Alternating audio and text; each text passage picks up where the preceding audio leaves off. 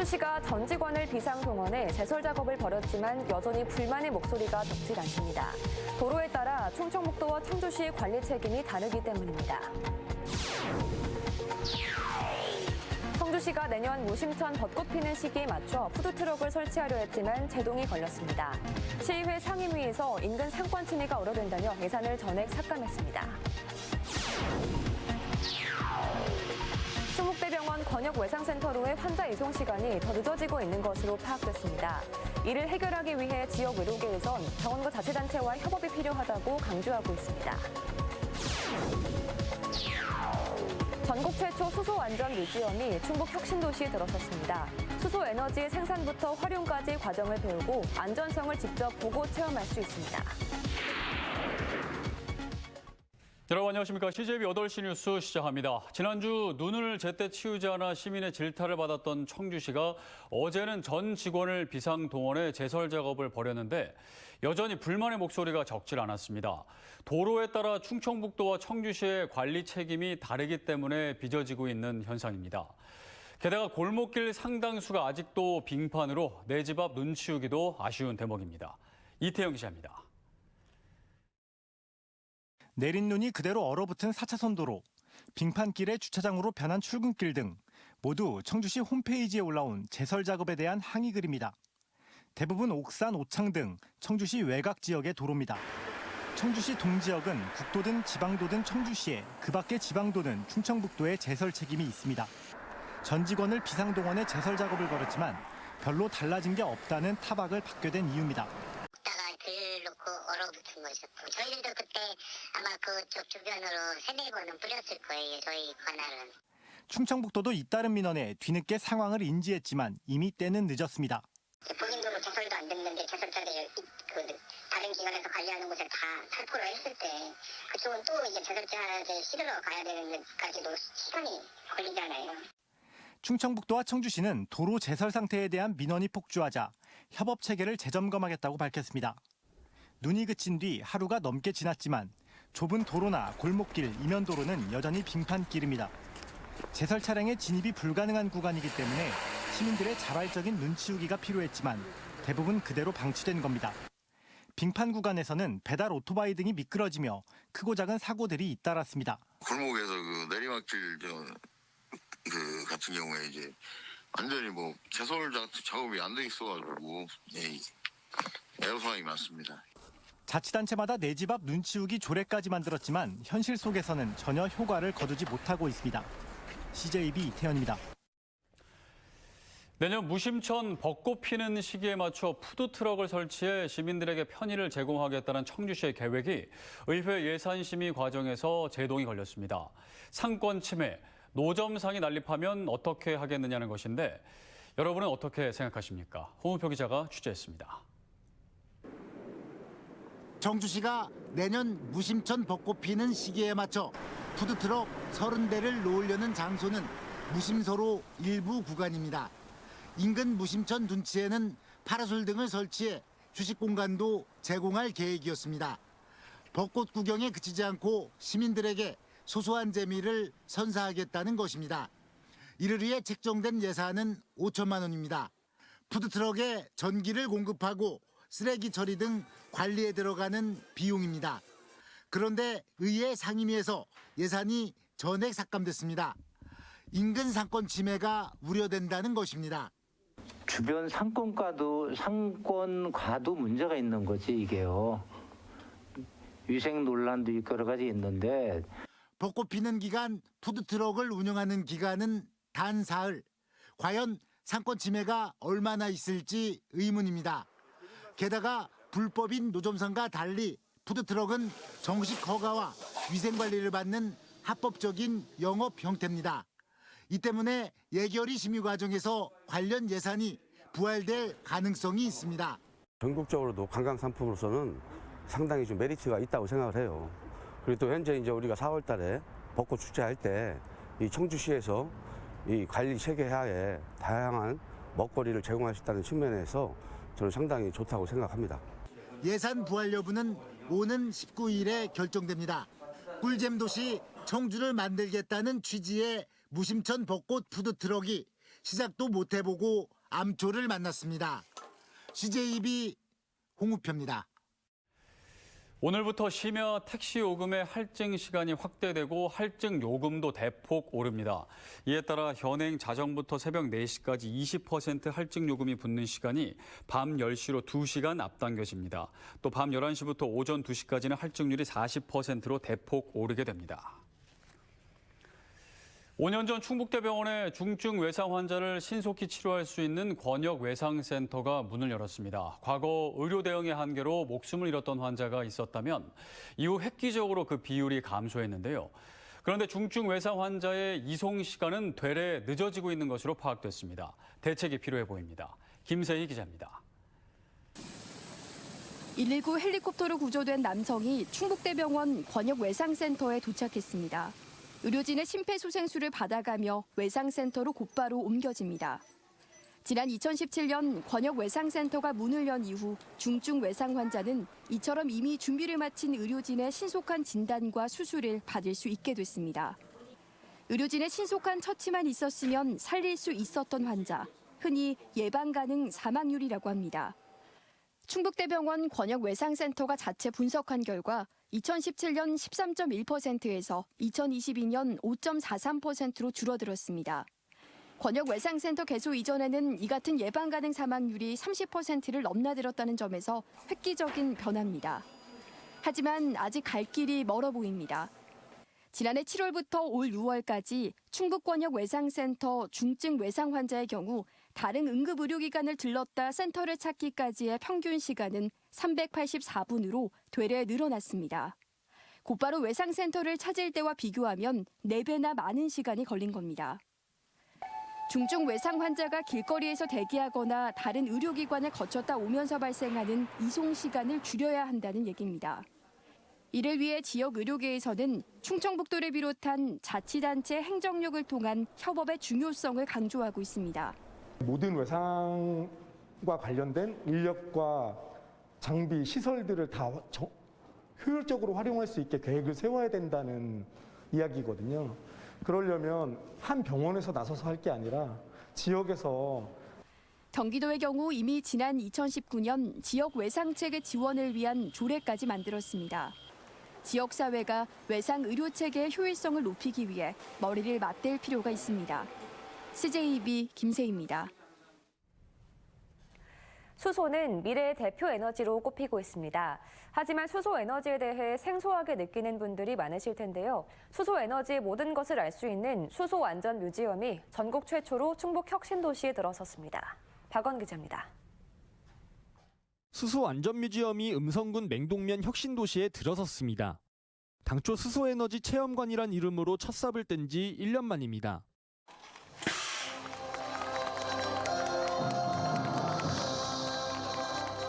총사업비 153억 원을 투입해 연면적 2,100여 제곱미터 규모로 지어진 수소 안전 뮤지엄은 전시와 교육, 휴식 공간 등으로 조성됐습니다.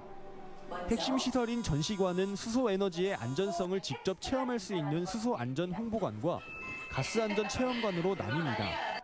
수소 에너지의 생산부터 활용까지의 과정과 수소 압력용기 제작 방법, 가스 안전 교육 등을 4D 상영관과 OX 퀴즈를 통한 놀이 형식으로 누구나 쉽게 이해할 수 있도록 꾸몄습니다. 수소 사용에 대해서 일반 국민들의 불안감을 해소하고 그럼으로써 수소 시대에 대한 국민의 수용성을 높여나가는데 큰 목적이 있습니다. 수소 산업의 중심 도시로 성장을 꾀하고 있는 음성군은 수소 안전 뮤지엄 준공을 계기로 관련 인프라 확충에 속도를 낼 계획입니다. 액화수소 검사 지원센터라든가 수소버스 부품 평가센터, 또 에너지 산업 융합원을 중심으로 해서 수소 산업 복합 클러스터, 특히 안전 표준화 특구 조성에 최선을 다하고 있습니다. 수소 안전 뮤지엄은 시범 운영 기간을 거쳐 내년 3월부터 가이드 투어 방식으로 본격 운영될 예정입니다. CJB 박원입니다. 첼로는 몇 회를 배워도 연주를 하는 게 말처럼 쉽지 않은데요. 그런데 자폐를 딛고 첼로 연주를 통해 가슴을 울리는 16살 소녀가 있습니다. 첼로로 성악가처럼 아름다운 노래를 하고 싶다고 하는데요. 진기훈 기자입니다.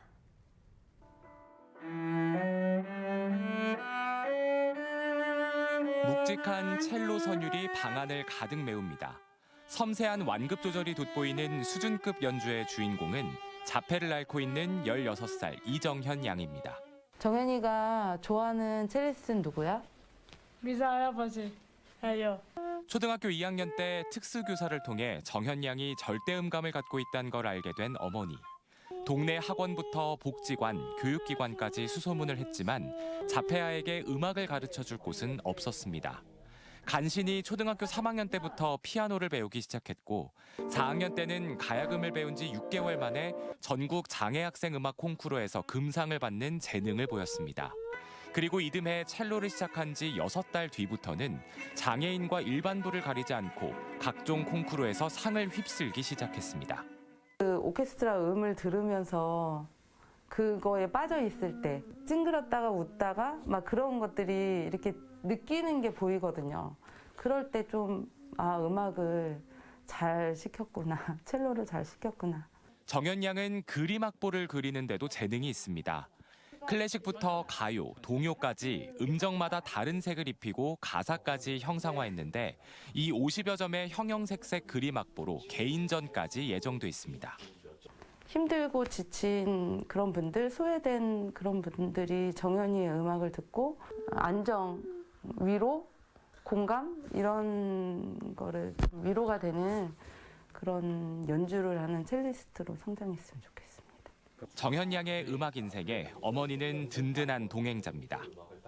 어떤 첼리스트가 되고 싶어? 첼로로 성악가처럼 노래를 잘하는 첼리스트가 될 거예요.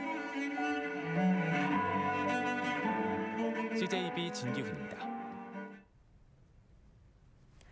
현 정부의 지역 정책을 이끌어갈 국가균형발전위원회가 내년부터는 지방시대위원회로 확대 개편됩니다. 지방시대위원회에 주목할 점은 지방 이전 기업에 국세와 심지어 상속세까지 파격적인 혜택을 주겠다는 건데 무엇보다 관련 특별법 마련이 시급한데요.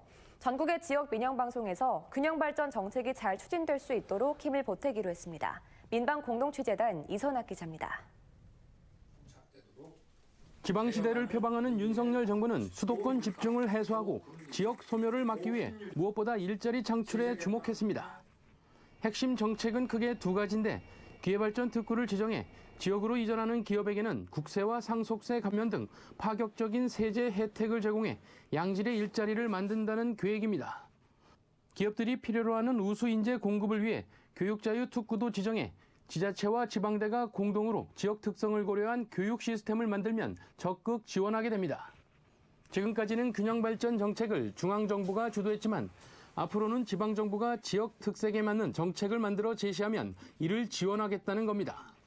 정부는 효율적인 정책 추진을 위해 국가균형발전위원회와 자치분권위원회를 통합해 지방시대위원회를 발족시킬 계획입니다. 또한 제 역할을 하기 위해서 무엇보다 관련법 제정이 가장 시급합니다. 만약에 금년이 통과되지 않으면 2025년 정도에 시행될 수 있는데 이것은 지방의 소멸과 생존을 다루는 문제이기 때문에 국회에서 시급하게 처리해 주기를 부탁드립니다. 지방시대위원회는 정부 부처 지방정부와 함께 공공기관 지방 이전을 포함한 국정과제와 지역 공약을 총괄하게 됩니다. 특별법 마련을 위해선 지역의 여론 형성이 중요한 만큼 전국 9개 지역 민영방송과 상호협력 협약을 체결하고 힘을 보태기로 했습니다. 지역 소멸을 막기 위해 지원을 아끼지 않을 방침으로 정책 포럼과 세미나 등도 준비 중입니다.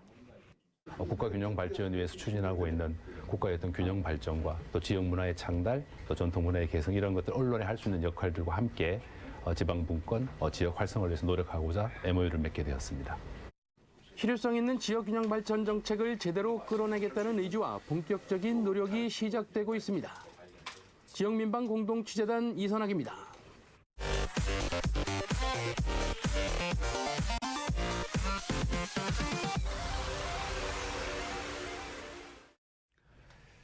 증평군이 바이오와 반도체, 2차 전지 등 3대 산업을 중심으로 하는 2030 지역 전략 산업 육성안을 발표했습니다. 이재용 군수는 브리핑에서 한국교통대 4D 바이오 융합 소재 산업화센터, 오창 2차 전지 소부장 특화단지 등과 연계한 증평균 산업 생태계 구축 계획과 함께 중부권 핵심 산업 거점 도시로 도약하겠다는 포부를 밝혔습니다. 이와 함께 일자리 1,000개 창출, 투자 유치 2조 원 달성 등 증평 경제 5대 목표를 제시했습니다. 청주시 모충동 서원대학교 후문 일대가 국토교통부의 지역 특화 도시 재생사업 대상지로 최종 선정됐습니다. 이에 따라 오는 2026년까지 국비 180억 원을 포함해 411억 원이 투입됩니다. 이 사업은 서원 뷰티아트 밸리와 뷰티 드림샵 그리고 SK 하이닉스가 지원하는 청년 창업파크, 매입 임대주택 연계 사업 등 도시 재생과 청년 창업 특화 콘텐츠가 연계돼 진행됩니다. 윤현우 충청북도 체육회장이 연임에 성공했습니다. 윤 회장은 이번 민선 2기 충북체육회장 선거에 단독 출마해 무투표 당선된 가운데 충청북도 선거관리위원회는 오늘 윤 회장에게 당선증을 교부했습니다. 윤 회장의 새로운 임기는 2027년 2월까지입니다. 충북 청주미술협회가 마련한 2022 아트 청주 아트페어 앤 페스티벌이 오는 18일까지 문화제조창 한국공예관 6전시실에서 열립니다. 청주 아트페어는 청주 지역에서 활동하는 미술인들이 개인 부스나 아트페어 등을 통해 시민과 만나는 행사로 전시 작가 87명이 마켓에 참여하고 600점가량의 작품을 선보입니다.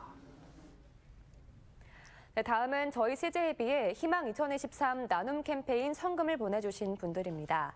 청주 PVC 상사 최찬순 대표가 200만 원의 성금을 보내주셨습니다.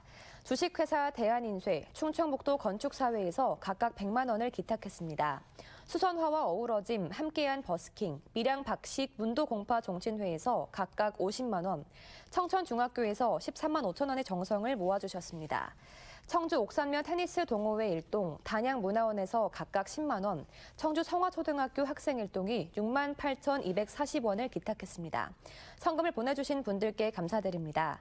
저희 CJB는 연말연시를 맞아 주변의 어려운 이웃을 돕기 위해 충북사회복지 공동모금회와 함께 새해 1월 말까지 희망 2023 나눔 캠페인을 진행하고 있습니다.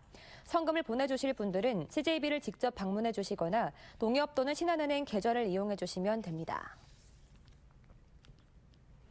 한국 BBS 충북연맹 충주시지회가 장학금 전달식을 열어 지역 청소년 22명에게 440만 원 상당의 장학금을 전달했습니다. 또 건국대학교 충주병원 간호부와 충주시청 공무원 노동조합이 행사장을 찾아 각각 장학금 100만 원을 BBS에 기탁했습니다. 회장 2취임식에서는 전임 이정희 회장에 이어 신임 유병일 회장이 취임했습니다.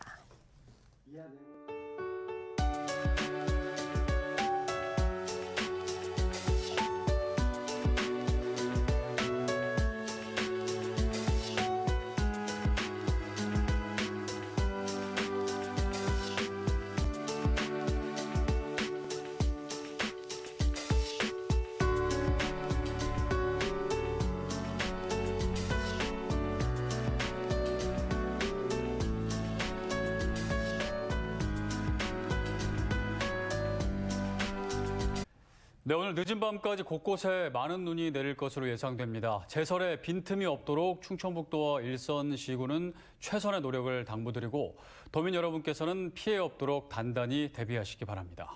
CJB 8시 뉴스를 모두 마칩니다. 함께해 주신 여러분 고맙습니다.